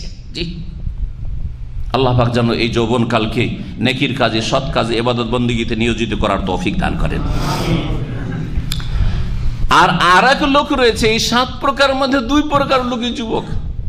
যৌবনকালে মানুষের চারিত্রিক পদস্খলনের সম্ভাবনা বেশি, ঠিক না? যেই ব্যক্তি যৌবনকালে 15 বছর থেকে শুরু করে 30 বছর পর্যন্ত মোটামুটি ব্যভিচার থেকে, সমকামিতা থেকে, হ্যাঁ, নোংরামি থেকে, অশ্লীলতা থেকে বেঁচে থেকেছে, 40 পার হওয়ার পরে সে ব্যভিচারে লিপ্ত হয়েছে অথবা সমকামিতাতে লিপ্ত হয়েছে, অশ্লীলতায় ডুবে গেছে, ব্লু ফিল্ম 40 বছর পর্যন্ত জানতো না, 40-এর পরে ব্লু ফিল্ম দেখা শুরু করেছে, এটা সাধারণত হয় না। কথা ঠিক নয়? কারণ তাকে তার নাফস ধিক্কার দেবে যে আমার বয়স 40 হয়ে গেল, জীবনে কোনোদিন ব্লু ফিল্ম দেখিনি। বয়স 40 হয়ে গেল, কোনোদিন কোনো বেগানা মহিলার দিকে আমি অসৎ নজর নিয়ে তাকাইনি। 40 বছর বয়স হয়ে গেল, জীবনে আমি কোনো অশ্লীল কথা, কাজের কাছে যাইনি, যে না ব্যভিচার, সমকামিতা সব থেকে নিজেকে বাঁচিয়ে রেখেছি। এখন এই কালে আমি জাহান্নামে যাওয়ার কাজ করব? এত নিকৃষ্ট নোংরা কাজে লিপ্ত হব যে আল্লাহ পাক রব্বুল আলামিনের গজব হবে আমার উপর? না, কখনো হইতে পারে না। হবে কি হবে না এরকম মন মেজাজ তৈরি? জি হ্যাঁ। এই জন্য প্রিয় নবী মুহাম্মদ রাসূলুল্লাহ সাল্লাল্লাহু আলাইহি ওয়াসাল্লাম বলছেন যে আরেক মানুষ রয়েছে, দাআতু ইমরাআতুন যাতু মানসাবিন ওয়া জামাল। এক মহিলা, সুন্দরী রমণী, হ্যাঁ, এবং ভালো প্রভাবশালী ঘরের মহিলা। প্রভাবশালী ঘরের মহিলা আর সুন্দরী কেন বলা হয়েছে? প্রভাবশালী ঘরের মহিলা যদি ঘরে ডেকে ব্যভিচার করায় তো গ্রামের গরিবরা জানলেও মুখ খুলতে পারবে না ভয়ে, ঠিক না? ঠিক। অনেক সময় গরিব মানুষরা জানে যে এই ধনীর বাড়িতে বা এই নেতার বাড়িতে অপকর্ম হয়, পাপ হয়, কিন্তু মুখ খুললে জিভে কেটে দেবে, জান চলে যাবে, মার খেতে হবে, হ্যাঁ, গ্রাম থেকে উচ্ছেদ করে দিবে, ভয়ে মুখ খুলে না। কথা ঠিক না? এই জন্য বলা হয়েছে প্রভাবশালী ঘরের, সম্ভ্রান্ত ঘরের মহিলা কেউ কিছু জানলেও মুখ খুলতে পারবে না। সুতরাং ও মহিলার সাহসী, অসুবিধা না, কাউকে ডেকে চাকর নকর দিয়ে যদি ব্যভিচার করে কারো বলার ক্ষমতা আছে? জি, জুলেখার মতো। জুলেখা ইউসুফকে ডাকছে, কারো বলার, বাইরের লোকের বলার ক্ষমতা আছে? জি। আর সুন্দরী, কারণ সুন্দরী যখন, তো যুবক সেই দিকে আকৃষ্ট হবে, যুবককে সহজে আকৃষ্ট করতে পারবে। তারপরেও যুবককে যখন, তারপরে অফার, এই নয় যে যুবক চেষ্টা করছে, যুবককে অফার করছে ওই মহিলা যে এসো আমার বাড়িতে, এসো ঘরে আইসো, ডাকছে। এইরকম সুযোগে অধিকাংশ লোক, অধিকাংশ যুবক পাপে ডুবে যায়, ডুবে না? সেই সময় এই যুবক বলছে ইন্নী আখাফুল্লাহ, আমি মানুষকে ভয় করি। আরে মানুষ কিছু নাই বলতে পারো, কিন্তু আল্লাহ থেকে লুকাবো কোথায়? আল্লাহর জমিনের উপরে এই পাপ হবে, আল্লাহর এলেমে এই পাপ হবে, আল্লাহ তো জানবেনি, এবং আল্লাহর ক্ষমতার বাইরে পালাতেও পারবে না। আর মওতের পরে আল্লাহর সামনে হাজির হইতে হবে। আল্লাহ পাকের ফেরেশতা এখানে রেকর্ড করছেন, নোট করছেন, সব তো আল্লাহ জেনেই ফেললেন, আল্লাহ নিজেও জানছেন, আবার ফেরেশতারা রেকর্ডও করছেন। আল্লাহর জমিনে পাপ করলাম, আল্লাহর রিজিক খেয়ে পাপ করলাম, এইটা আমার দ্বারা হইতে পারে না। নুন খেয়ে নিমক হারামি করবো, হ্যাঁ, এইটা হইতে পারে। ইন্নী আখাফুল্লাহ, আমি আল্লাহকে ভয় করি। যৌবনকাল। সুতরাং যৌবনকালে যদি আপনি সচ্চরিত্রের মানুষ হইতে পারেন, চরিত্র গঠন করতে পারেন, ইবাদত বন্দেগীতে থাকতে পারেন, তো আশা করি বাকি জীবনটা সুন্দর কাটবে। এই জন্য যারা যৌবনকালে আছেন আল্লাহ পাক যেন তাদেরকে গুনাহ থেকে বেঁচে থাকার তৌফিক দান করেন, আর যারা যৌবনকাল পার হয়ে গেছেন তাদেরকেও আল্লাহ পাক সমস্ত গুনাহ থেকে বেঁচে থাকার তৌফিক দান করেন। জি হ্যাঁ, তৃতীয় নসিহত হচ্ছে যে আপনি আকীদার সংশোধনের জন্য বেশি গুরুত্ব দেবেন। আকীদার সংশোধনটি অত্যন্ত গুরুত্বপূর্ণ বিষয়। ইবাদত বন্দেগী করছেন, অনেকে নামাজ পড়ছেন, অনেকে আছেন আমাদের বাংলা ভাষাভাষী, তারা 5 ওয়াক্ত নামাজ দেশ থেকে হয়তো পড়া অভ্যাস আছে, অথবা এখানে এসে আরও সুন্দর নামাজি হয়ে গেছেন, ওমরা করেছেন, হজ করেছেন, ভাবছেন নামাজ আর ছাড়বো না, নামাজ ধরে নিয়েছেন। কিন্তু আকীদার ক্ষেত্রে তেমন কোনো ভ্রুক্ষেপ নেই। ইসলামী সেন্টারে যদি ডাকা হয় তো অনেক সময় মন মেজাজ এইরকম তৈরি আছে দেশ থেকে, আবার আমি কি শিখবো, আমি তো নামাজ পড়ি, ইসলামী সেন্টারে কী বা শিখাবো, নামাজের কথাই না বলবে। এক শ্রেণীর অল্প জ্ঞানওয়ালা মানুষরা কি বলে, ইসলামী সেন্টারে যাওয়ার দরকারটা কি?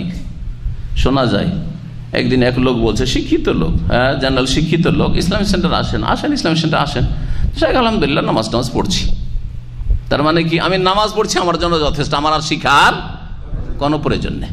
জি হ্যাঁ, এই যে মন মেজাজ তৈরি আছে, অথচ এই নামাজের অবস্থায় নামাজ পড়ে কিন্তু বড় শিরকি আকীদা আছে, বিদাতি আকীদা আছে, আল্লাহ সম্পর্কে ভ্রান্ত আকীদা। আল্লাহ সর্বত্র বিরাজমান, হ্যাঁ আল্লাহ সব জায়গায় সব কিছুতে বিরাজমান, আল্লাহ আরশে আজিমে নন, হ্যাঁ আল্লাহ সৃষ্টির ঊর্ধ্বে নন। তারপরে আল্লাহ রাব্বুল আলামিনকে পাওয়ার জন্য, ডাকার জন্য ওসিলা ধরতে হয়, গৌস কুতুব ওলি আউলিয়ার ওসিলা ছাড়া সরাসরি কি দোয়া কবুল হয়? ভ্রান্ত আকীদা। আল্লাহ রাব্বুল আলামিন সম্পর্কে ভ্রান্ত আকীদা, যে আল্লাহ রাব্বুল আলামিন ও গৌস কুতুব ওলি আউলিয়াকে বড় বড় ক্ষমতা দিয়ে রেখেছেন, তাদের কাছে চাইলে আল্লাহর কাছ থেকে তারা নিয়ে দেবে। 5 ওয়াক্ত নামাজ পড়ছেন, মনে করছেন জান্নাতে যাওয়ার কাজ করছেন, কিন্তু আপনার ভ্রান্ত বদ আকীদার কারণে, শিরকি বেদাতি আকীদার কারণে এই নামাজগুলি সব কি হয়ে যাচ্ছে? বরবাদ হয়ে যাচ্ছে। লাইন আশরাকতা লা ইয়াহবাতান্না আমালুক। আল্লাহ পাক সকল নবীকে বলেছেন যে হে নবী, যদি শিরিক করো তোমার আমল সব বরবাদ হয়ে যাবে, সব আমল বরবাদ হয়ে যাচ্ছে। কিন্তু ভাবছেন যে আমি মনে হয় খুব জান্নাতে যাওয়ার কাজ করছি না। এই জন্য আকীদার ক্ষেত্রে বলবো যুবক ভাইদেরকে যে আগে আপনার মগজে যেন শিরিক না থাকে, তাওহীদকে বসান, সুন্নত থাকে, বিদাত না থাকে, আল্লাহ সম্পর্কে, রাসূল সাল্লাল্লাহু আলাইহি ওয়াসাল্লাম সম্পর্কে যেন ভ্রান্ত আকীদা না থাকে। রাসূলুল্লাহ সাল্লাল্লাহু আলাইহি ওয়াসাল্লামের ছায়া ছিল না, রাসূলুল্লাহ সাল্লাল্লাহু আলাইহি ওয়াসাল্লাম নূরের তৈরি, রাসূলুল্লাহ সাল্লাল্লাহু আলাইহি ওয়াসাল্লাম হায়াতুন নবী, মারা যাননি, রাসূলের ইন্তেকাল করেছেন, এটা বেয়াদবি কথা হয়ে গেল।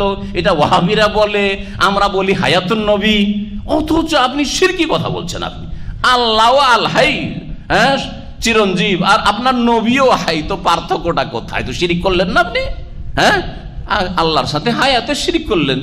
জি, আল্লাহ মরবেন না আর নবীও মরেননি, পার্থক্য কোথায়? নবীকে শরীক করে দেন আল্লাহ পাক রব্বুল আলামিন। এইরকম বহু ভ্রান্ত আকীদা মুসলিম সমাজে, বিশেষ করে ভারত, বাংলাদেশ, পাকিস্তানে ছড়িয়ে আছে।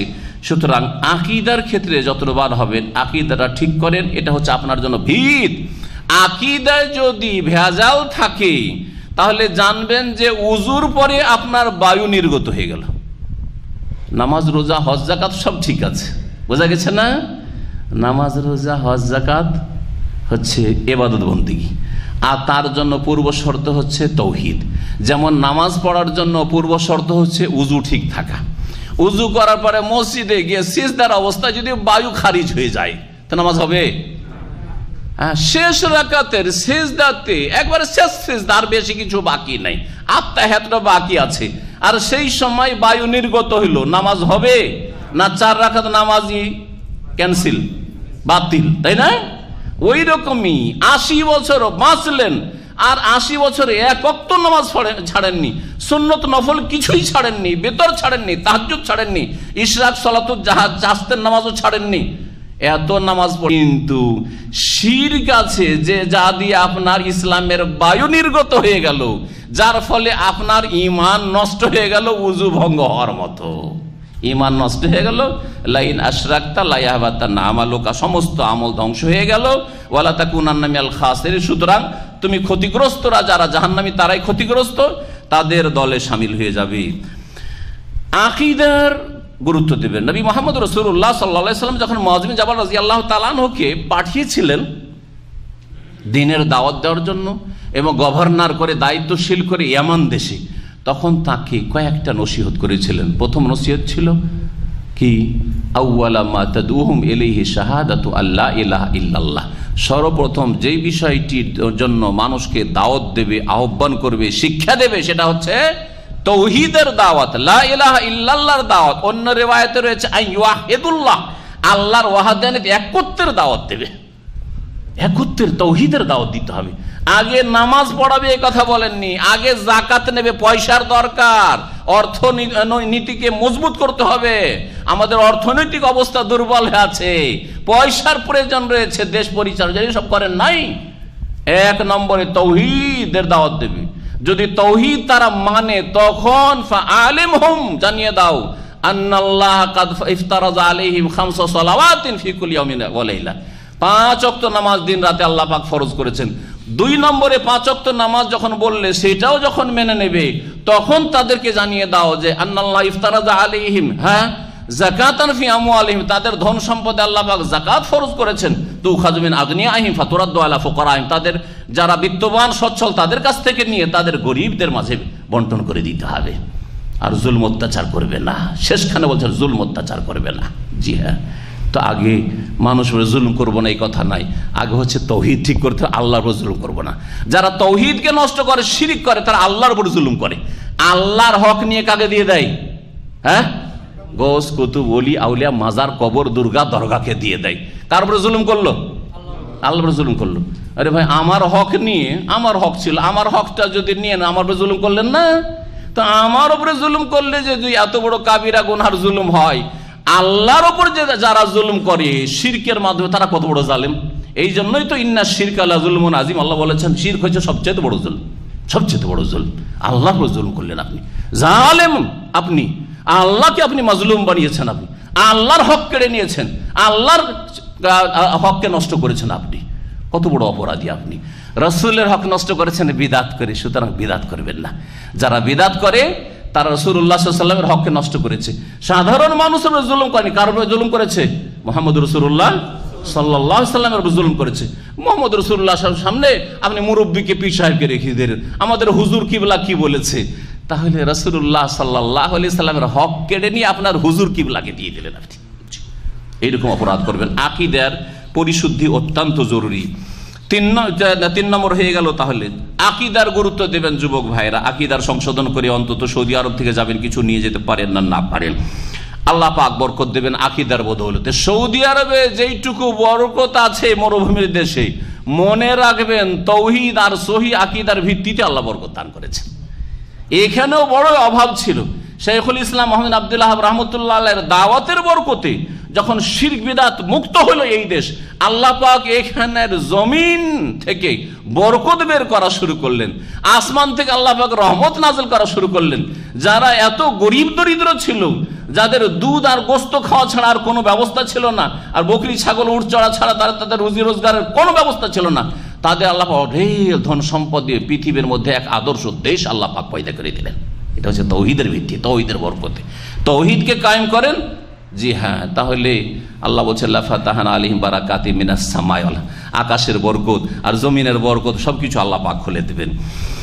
তারপরে 4 নম্বরে যে উপদেশ দেব সেটি হচ্ছে উত্তম চরিত্রের অধিকারী হন। আপনার আকীদাও খুব সুন্দর মাশাআল্লাহ, এখন শিরক বিদআত বুঝতে শিখেছেন, ত্যাগ করেছেন, সুন্নাত অনুসরণ করেন, তৌহিদ কায়েম করেন, 5 ওয়াক্ত নামাজ যত্ন সহকারে পড়াশোনা, ইবাদতও সুন্দর আছে, আখলাকটাও ভালো হইতে হবে। কারণ আখলাক চরিত্র যদি ভালো না হয়, তাহলে শুধু ইবাদত বন্দেগী নামাজ দিয়ে জান্নাত পাওয়া যাবে না, শুধু সহি আকীদার দাবিদার হয়ে জান্নাত পাওয়া যাবে না। সহি আকীদার পরিপূরক বিষয় হচ্ছে আখলাক চরিত্র গঠন করা। জি হ্যাঁ, আল্লাহর সন্তুষ্টির জন্য, পরকালের মুক্তির জন্য মানুষের সাথে ভালো ব্যবহার করবেন। জি, এই জন্য প্রিয় নবী মুহাম্মদ রাসূলুল্লাহ সাল্লাল্লাহু আলাইহি ওয়াসাল্লামের সামনে চরিত্র সম্পর্কে অনেক হাদিস রয়েছে। একটি হাদিসের দিকে ইঙ্গিত করছি। এক সাহাবী বলছেন যে ইয়া রাসূলুল্লাহ, আমাদের গ্রামে এক মহিলা আছে, সেই মহিলা তুকসির মিন সলাতিহা ওয়া সিয়ামিহা ওয়া তাতাসাদ্দাক বিল আসওয়ার। জি, খুব বেশি নামাজ পড়ে, বেশি রোজা রাখে, আর খুব বেশি দান খায়রাত করে। ওয়ালাকিন তুজি জিরানহা বিলিসানিহা, তবে তার পাড়া প্রতিবেশীকে তার ভাষা এত খারাপ, ওই মহিলার খুব কষ্ট দেয়, খুব কষ্ট দেয়। নামাজ ঠিক আছে, রোজা ঠিক আছে, দান খয়রাত খুব ঠিক আছে, এই দিক দিয়ে খুব ভালো, কিন্তু আশেপাশের লোক ওর জ্বালাতে গ্রামে বাস করতে পারে না। জি, নবী করিম সাল্লাল্লাহু আলাইহি ওয়াসাল্লাম কি বলেছিলেন? কালা হিয়া ফিন্নার, ওই মহিলা কোথায় যাবে? জাহান্নামে যাবে। আর এক মহিলার কথা সাহেব বলছেন, ইয়া রাসূলুল্লাহ, আর এক মহিলা আবার আছে এর উল্টো, লা তুকসারু মিন কাসরাতি সালাতিহা ওয়ালা সিয়ামিহা ওয়ালা সাদাকাতিহা, খুব বেশি যে নামাজ পড়ে তা না, ব্যাস 17 রাকাত ফরজ নামাজ পড়ে, কোন রকম টেনে টেনে পাস। জি হ্যাঁ, নফল সুন্নত অত বেশি তার নেই, আর রমজান মাসে শুধু রোজা রাখে, আর বেশি সারা বছর রোজা রাখতে দেখা যায় না। দান খায়রাত করে, অল্প স্বল্প দান খায়রাত করে, কিন্তু একটি গুণ তার ভালো আছে, ওয়ালাকিন লা তুজি জিরানহা বিলিসানিহা, তার জবান দ্বারা, তার আচরণ দ্বারা, তার ভাষা দ্বারা আশেপাশের কোনো মানুষকে কষ্ট দেয় না, সবাই তার প্রশংসা করে, খুব ভালো মহিলা সে। নবী করিম সাল্লাল্লাহু আলাইহি ওয়াসাল্লাম বললেন, হিয়া ফিল জান্নাতে, সে কোথায় যাবে? জান্নাতে যাবে। যার চরিত্র ভালো সে নবী করিম সাল্লাল্লাহু আলাইহি ওয়াসাল্লামের জান্নাতে প্রতিবেশী হবে, নবী সাল্লাল্লাহু আলাইহি ওয়াসাল্লাম হাদিস রয়েছে।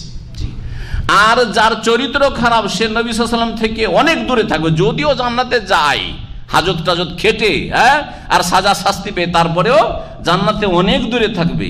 ইন্না মিন আকরাবিকুম ইলাইয়া মাজলিসান ইয়াউমাল কিয়ামাতি আহসানুকুম আখলাকা, তোমাদের মধ্যে আমার সবচেয়ে নিকটবর্তী হবে ওই ব্যক্তি যার চরিত্র বেশি ভালো, আর সবচেয়ে দূরের হবে যেই ব্যক্তির চরিত্র খারাপ। সুতরাং চরিত্রকে ভালো করার চেষ্টা করবেন। আর চরিত্র ভালোর বিভিন্ন দিক রয়েছে, যেটা লম্বা আলোচনা করার সময় নেই, সময় মেলা এগিয়ে গেছে, এখানে শেষ করছি।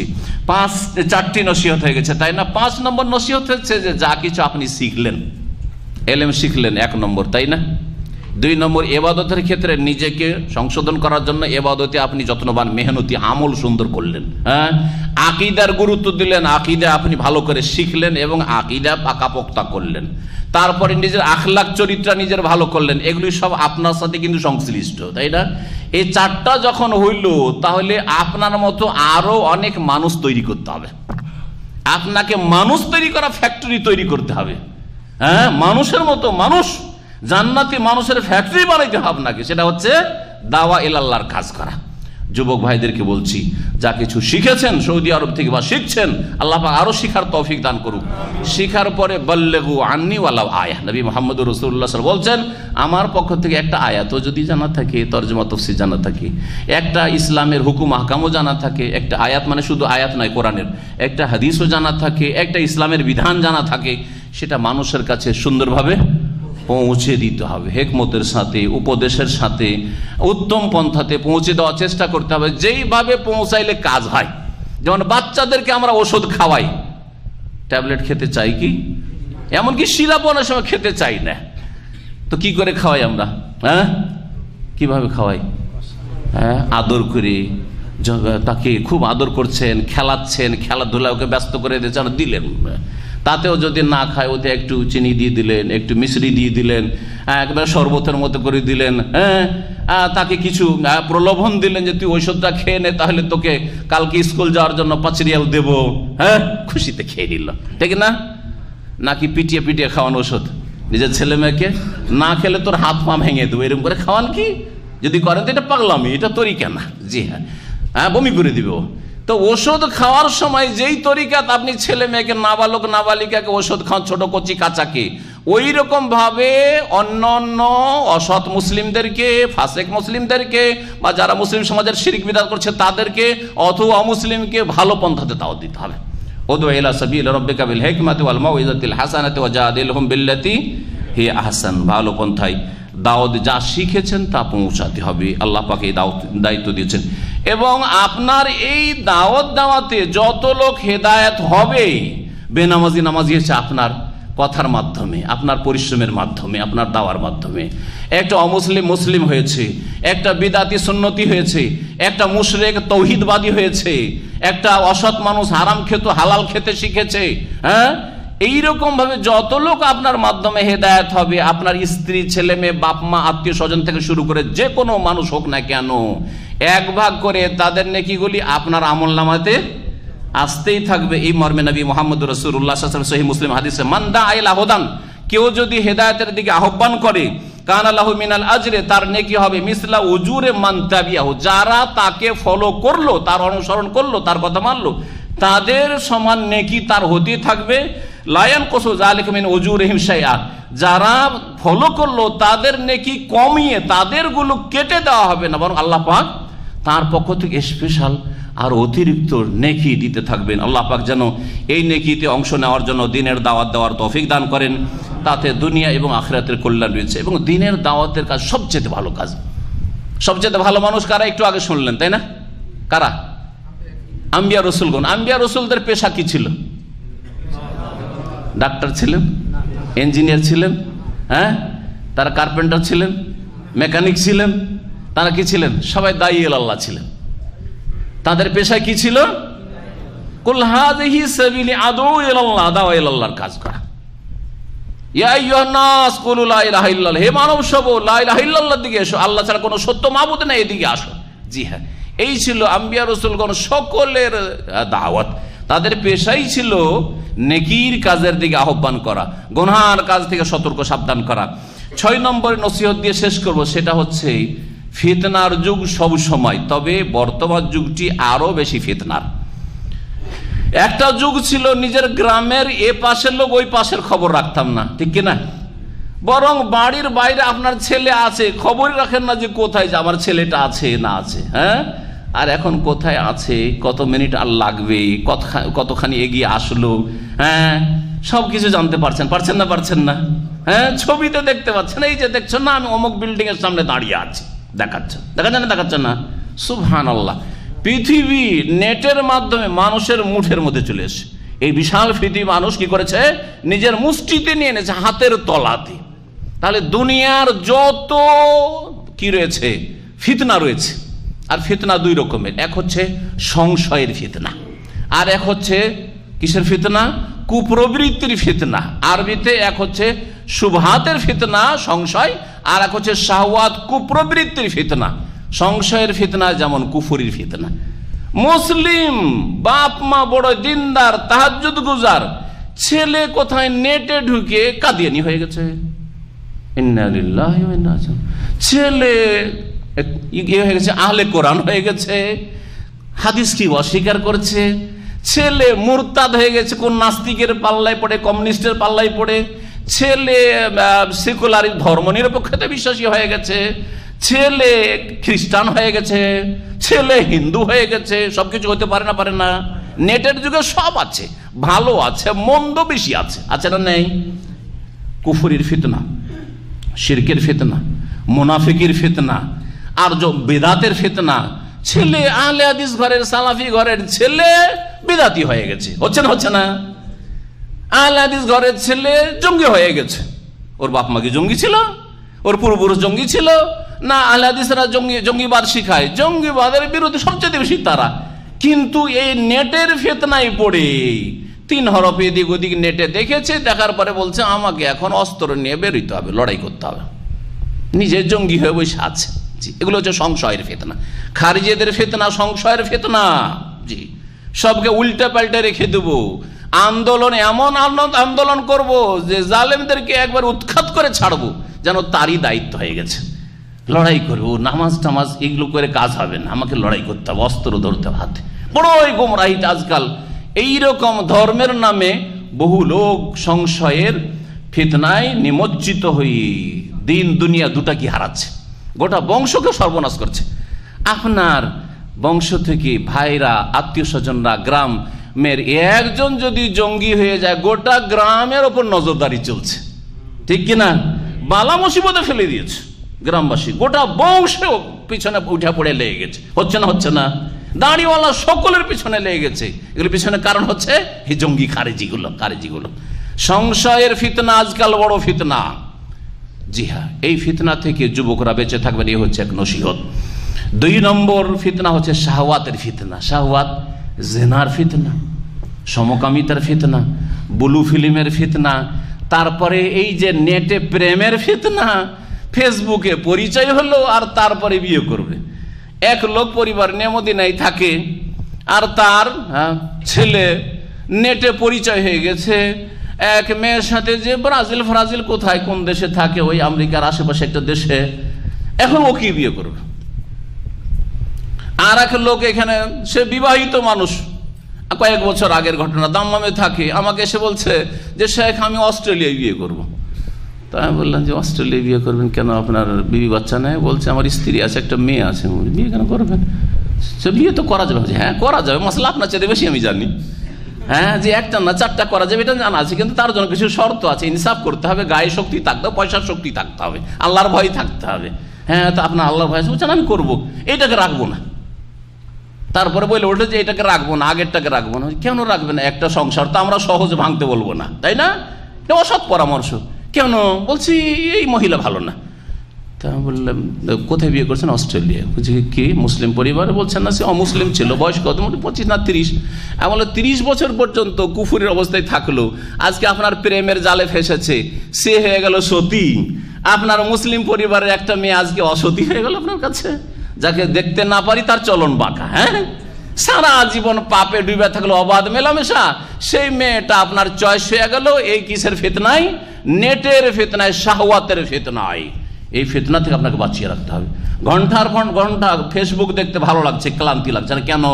কারণ সুন্দর সুন্দর মহিলা দেখতে পাচ্ছেন, টাইম পাস হয়ে যাচ্ছে। হ্যাঁ, ওর মধ্যে যদি আরো কিছু এর চাইতে খারাপ থাকে, টাইম যে কখন রাত 10টা থেকে 12টা 1টা হয়ে গেছে, আরে বাপরে বাপ। দেখা যাচ্ছে এক লোক রাত 2টো, 2:30, 3টায় ফেসবুক কখন বন্ধ করেছে বা নেট কখন বন্ধ করেছে, তার মোবাইলের রিপোর্ট আসছে যে রাত 2:30, 3টায় বন্ধ করেছে। 2:30, 3টায় যদি সে মোবাইলই বন্ধ করে, নেট বন্ধ করে, তাহলে ঘুমাবে কখন? আর সকালবেলা তার ফরজ ডিউটি বা কেমন করে করবে? ছেলে মেয়েদের হকই বা কি করে আদায় করবে? বাপ মারি বা কি করে হক আদায় করবে? আর কাজেরই বা কি করে হক আদায়, খেয়ানত করবে? ডিউটিতে গিয়ে ঘুমাবে। হ্যাঁ, আল্লাহর হক নষ্ট ফজর, আর মানুষের হক নষ্ট করবে। এই যে ফিতনা, এই ফিতনার যুগে সমস্ত রকমের ফিতনা থেকে বললাম, সংশয়ের ফিতনা ইঙ্গিত করলাম যে কি কি ফিতনা হতে পারে। শাহওয়াতের ফিতনাতে বাঁচিয়ে রাখবেন, নাস্তিকতার ফিতনা থেকে বাঁচিয়ে রাখবেন। আজকাল মুসলিম সমাজে 2টো বড় ফিতনা। যারা দুনিয়া শিখতে যাচ্ছে তারা অধিকাংশ ছেলেরা বেদিন নাস্তিক হয়ে যাচ্ছে, বড় ফিতনা। কুফুরের অবস্থায় মরবে, সব জাহান্নামে যাবে। আর যারা ধর্মের দিকে যাচ্ছে তাদের একটা অংশ 3 হরফ পড়ে বড় মুফতি সেজে যাচ্ছে, আর নিজের হাতে আইন কানুন নিয়ে জঙ্গি হতে যাচ্ছে। এটা আর এক বড় ফিতনা। আপনাকে 2 ফিতনা থেকে বাঁচাইতে হবে, এই বলে আমার কথা শেষ করব। এক হচ্ছে নাস্তিকতা আর ধর্মনিরপেক্ষতা, এই গুমরাহি, বেদিনী, বিধর্মিতা, এর ফিতনা থেকে বেনামাজি, আপনার ছেলে মেয়েরা বেনামাজি হতে যাচ্ছে, বেহায়া বেপর্দা হতে যাচ্ছে, অবাধ মেলামেশায় ডুবে যাচ্ছে, কাফেরদের সভ্যতা তারা নিজের ঘরে মুসলিম সমাজে নিয়ে আসছে। এই গুমরাহি থেকে ছেলে মেয়েদেরকে বাঁচাতে হবে, আপনাকে নিজেকে বাঁচাতে, যুবককে বাঁচাতে হবে। আর এক ফিতনা হচ্ছে যে দিন শিখতে যে আর এক গর্তে আছাড় খেয়ে পড়ছে, খারেজিদের গর্তে, জঙ্গিদের গর্তে, টেররিস্টদের গর্তে গিয়ে আছাড় খেয়ে পড়ছে। আর তারা কেলাব আহলিন্নার, জাহান্নামের কুকুর সাজছে। নবী করিম সাল্লাল্লাহু আলাইহি ওয়াসাল্লাম বলেছেন এরাও জাহান্নামে যাবে। এই 2 জাহান্নামে যাওয়া গুমরাহদের রাস্তা থেকে আপনাকে নিজেকে বাঁচাইতে হবে, আপনার ছেলে মেয়েদেরকে বাঁচাইতে হবে। ছেলেকে তৌহিদবাদী মুসলিম করতে হবে, রসুলের সুন্নতের অনুসারী বানাইতে হবে, 5 ওয়াক্ত নামাজি বানাইতে হবে, ফরজ অজেবের হেফাজতকারী বানাইতে হবে, হারাম নাজাইজকে চেনে এবং হারাম নাজাইজ থেকে যেন বাঁচতে পারে ছেলে মেয়ে, ওই রকম ছেলে মেয়ে আপনাকে তৈরি করতে হবে। আপনার মেয়েরা যাতে করে পর্দা বুঝে, যে পর্দা কি জিনিস, পর্দা দিয়ে সম্মানিত করা হয়েছে নারীদেরকে, এই কথা আপনাকে শিখাইতে হবে এবং এইভাবে তরবিয়ত করতে হবে। আল্লাহ পাক আমাদের ছেলে মেয়েদেরকে, আমাদের মুসলিম সমাজকে সমস্ত রকমের ফিতনা থেকে বেঁচে থাকার যেন তৌফিক দান করেন। ওয়া সাল্লাল্লাহু ওয়া সাল্লাম আলা নবিয়িনা মুহাম্মদ ওয়া আলা আলিহি ওয়া সাহবিহি আজমাইন।